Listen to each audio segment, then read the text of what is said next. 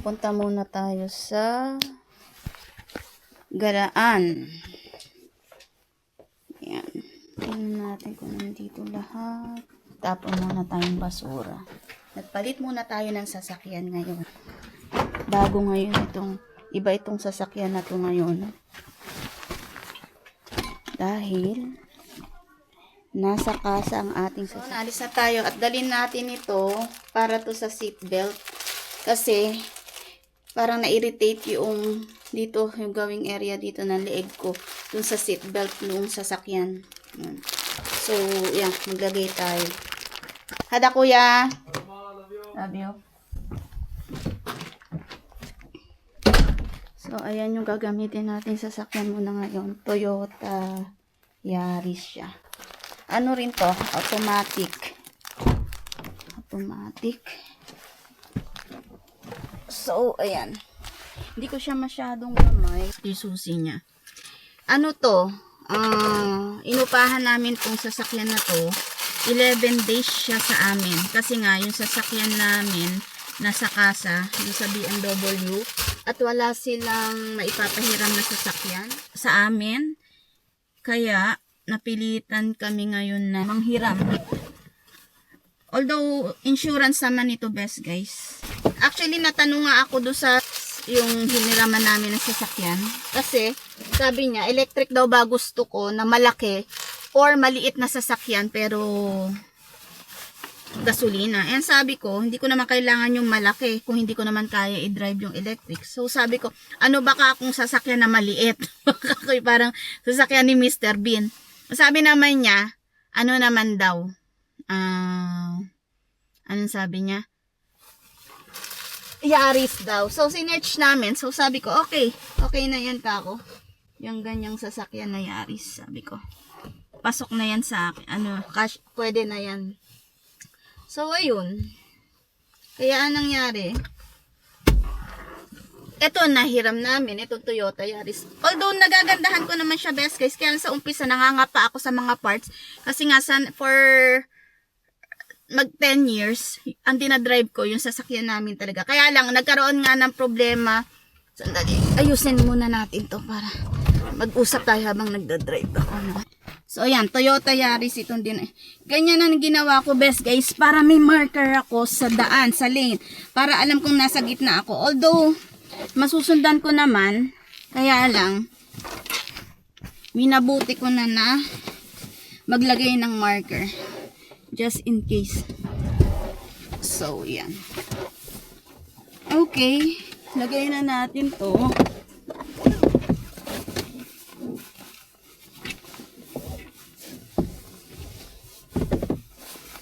So, ayun nga best guys. Nanghiram kami ng sasakyan na to. Itong Toyota Yaris.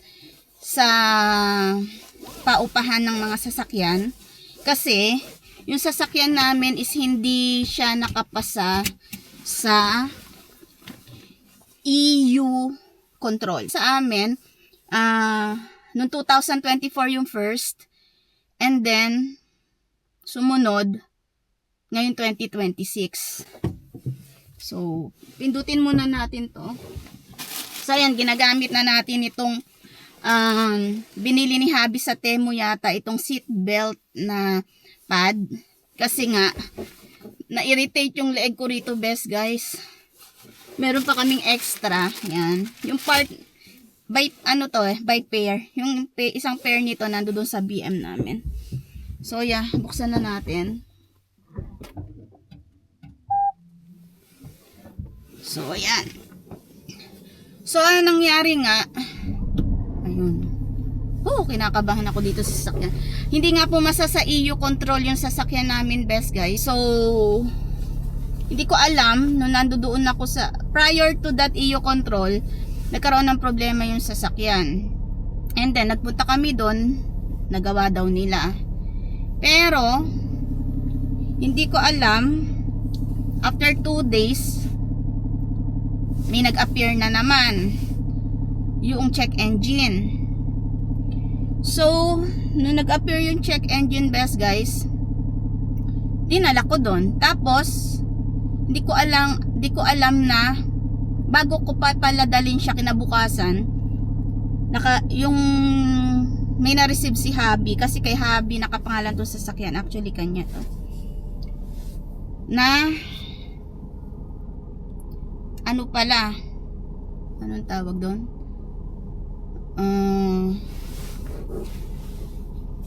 paso na daw, expired na yung ano namin, reverse tayo, expired na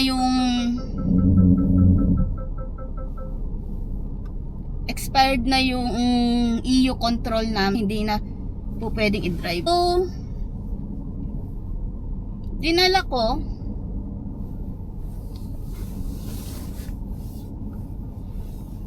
ko yung sasakyan, tapos naghintay ako dun, magdadalawang oras. Naka-receive pala si Habi ng ano, yun na, magbabayad na, hindi ko pa nga alam na tapos na yung sasakyan eh. So anong nangyari, ano pala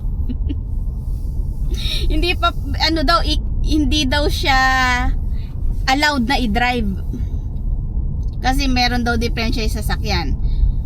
Pwede kasi yata yun sa pag-receive mo ng kailangan na ipa-check ang EU control. Kasi dito best guys, pag hindi ka pasado doon sa control na yon, hindi mo po pwedeng i-drive yung sasakyan mo kasi delikado ka sa daan. Pwede kang makagawa ng aksidente, di ba? Nangyari na yon, yun nga, hindi nga siya pasado. Camera. Bayaan mo na nga. Nawawala ako best guys. Nawawala ako sa kwento. Kasi nga, bago pa lang to sasakyan na to at hindi ko pa siya masyadong gamay. Yan. Nagre-rely na lang tayo na ano, sanay tayo mag-drive guys. February na, March na, wala pa kaming ginawa. Kasi nga, kami pala ang mag-aasikaso nun. Wala kaming alam. So, anong nangyari? Gahol na kami sa oras. Wala na yung 2 months na parang grace period na kailangan ayusin yung sasakyan. So, ngayon, nagkukumahog ako. Ayoko i-drive yung sasakyan. Pero i-drive ko pa rin, knowing na nakatawag na ako best guys sa talyer dun sa city. 1 hour yun, parang 1 hour ang biyahe. Ang dami pa namang camera sa tunnel. Diyos ko, kabado ko best guys. kabado ko habang nagmamaneho ako ng sasakyan. Kasi iniisip ko nga na, oh my god, sabi ko, any moment. Although sabi naman doon sa talyer, hindi daw mawawala yung lisensya ko. Kaya lang, kukunin yung plate number. And, pag kinuha mo yon, pag tinubos mo, parang tubos yata yung ganon, ang mangyayari, magbabayad ako ng kulang 500 Norwegian kroner. Parang ganon. So, diba? Nakakainis. So, anong nangyari nga best guys, yun, dirinig ko pa rin siya knowing na, oh my god, diba? Ano na lang, kinakabahan ako. Pwede kong dalhin dun yung sasakyan sa talyer, pero hindi nila magagawa agad-agad. Kaya ang ginawa namin, para makauwi kami dito sa, nagre-react yung sasakyan na to best guys, pag naiiba ako ng lane, parang may sariling buhay. Ginigising niya ako, parang nagbabibrate yung yung manibela, nakikipag-agawan. Oh my god. Saka ano siya, tunog siya ng tunog pag halimbawa yung speed limit ko lumagpas na ng 2 kilometro yung speed, yung parang pag 60, pag nag 62 na ako, nagre-react na agad-agad. Pasaway naman talaga. Yun. So ayun nga yun best guys. Oh my god, dyan may truck sa likod ko, pero hinto ako kasi ayusin ko tong camera na to. Ayun,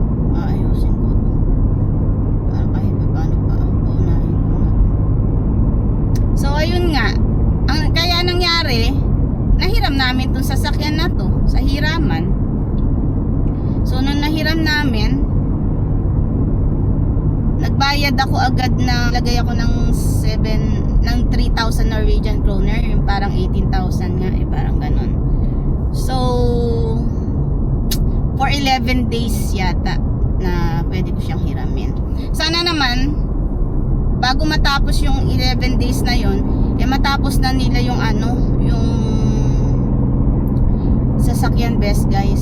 Yung parang maging na, allowed na siyang i-drive sa public or i-drive sa kalsada. Kasi hindi nga po pwede itong i-drive kung hindi ako papasa doon sa tinatawag nilang EU control na yun. Mabagal naman yung truck sa likod Kaya lang syempre, di ba? Kung hindi ko gamay itong sasakyan na to, tapos may nakasunod sa likod. Trinide ko pa to sa city. Hindi ko alam kung ano na nangyari sa Sa gitna ba ako, sa gilid? Para inisip ko, bahala na si Batman, best guys. So, yun nga. So, kaya, ito ang gamit kong sasakyan. Napilitan kami na ito na yung ito na yung dinadrive kong sasakyan sa ngayon, best guys. Dahil mahirap yung walang sasakyan dito sa amin. Dahil nga ayun, tulad dito, kailangan ito pa, nasa unahan ko pa oh my god, truck. Hindi ko alam gagawin ko ngayon dito. Tatakot pa naman ako Diyos ko, napagitnaan ako ng dalawang truck. Ayoko magpa naman ng truck.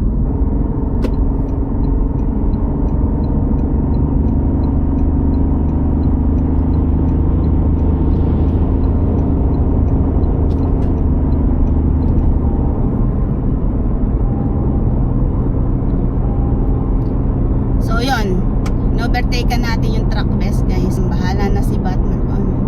Naghihintay na lang kami ng tawag ng kasa dun sa city para malaman ko kung ang daming mga race cars, yung mga matataas yung kalidad na so yun.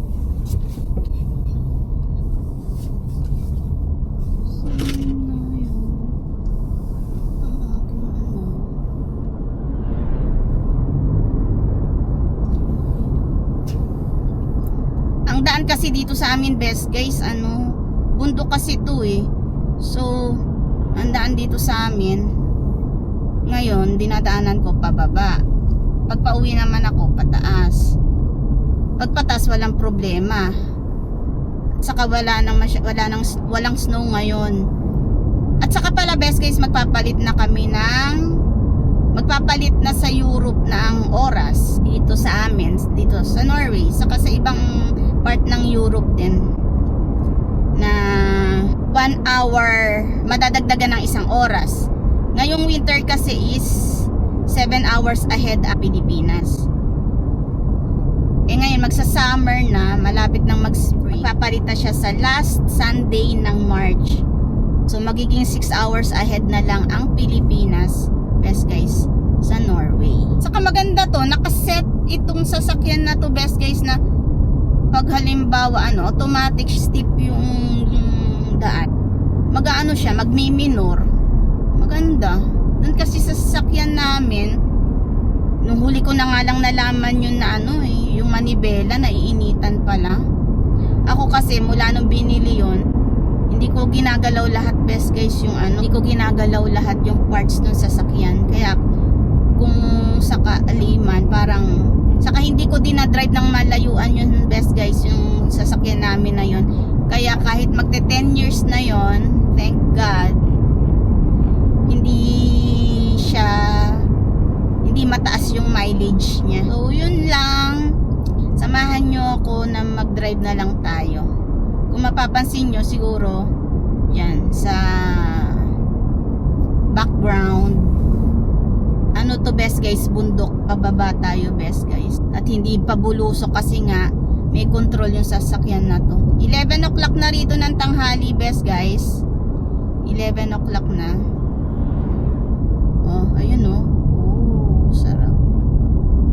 nagsasarili siya ng nag-brake. May brake siya. Brake control. So maganda. Oh, ayan oh. Wow, oh, nice. Imbis na pabulusok. Pero sa ganitong moment, aabutan ako ng truck na. May ganun din siguro yung sasakyan namin, kaya lang hindi ko lang makuha sa setting at saka parang gagamitin mo yung gear. Pero ito parang wala. Nice. Saka maliit to best guys maliit tong sasakyan na to. Mas maliit kasi 5-seater naman. Yung sa amin kasi best guys 7-seater. Kaya mas malaki kesa dito. Feeling ko bago mag-spring, parang papalo pa ng parang magbubuhos pa ng snow siguro. Kaya dito sa place namin best guys, itong nahiram kasi namin, wala siyang yung tire niya, yung winter tire niya, wala siyang mga studs. So, pero yung sasakyan namin kasi may studs yun mula pa nung binili namin. Kasi since na bulubundukin nga yung area namin, yung lugar, parang mas kailangan na yung maging tires mo, winter tires is may stud best guys, for protection din, di ba, sa very icy road. So ganun. Minsan lang naman siya pag lalo na pag magdadrive ka ng umaga talagang icy. Pero ngayon walang masyadong snow hindi siya masyadong nag-snow. Yun makitid na pa-curve pa. Talagang maloloka ka sa daan na to best guys. Maloloka tayo talaga tayo dito. Nagre-react yung gulong. Ibig sabihin Hoy, Cordapia, ayusin mo yung maneho mo. Focus ka sa daan. Saka wala akong music ngayon best guys. Although okay naman na wala akong music ngayon, kasi kausap ko kayo. Kaya lang, syempre pag walang music, rinig ko lahat yung mga nangyayaring tunog or what, diba? So yeah, yun lang best guys. And in-update ko lang kayo kung bakit ito yung gamit natin ngayon. Yan, napilitang magpalit ng sasakyan. Kitang-kita ko yung daan ba. Saka madali siyang i-drive. Although syempre maangil. Hybrid yata ito kasi may B. Although pareho naman siya sa sasakyan namin, pag in-off mo nga lang ito, ipe-press mo lang yung start-stop button ng once. Pero yung sa amin kasi twice mo siyang pipindutin. Although pwede din naman isa, kaya lang pag once mo lang siyang pinindot, hihintay pa siya ng 5 minutes o 10 minutes bago talagang automatic shutdown. Pero kung gusto mong i-off totally yung sasakyan mo, yung sasakyan namin, i-push mo pa siya ng 2 beses. Best guys, dito na lang tayo. And yan, magpapaalam na ako. Ingat kayong lahat best guys.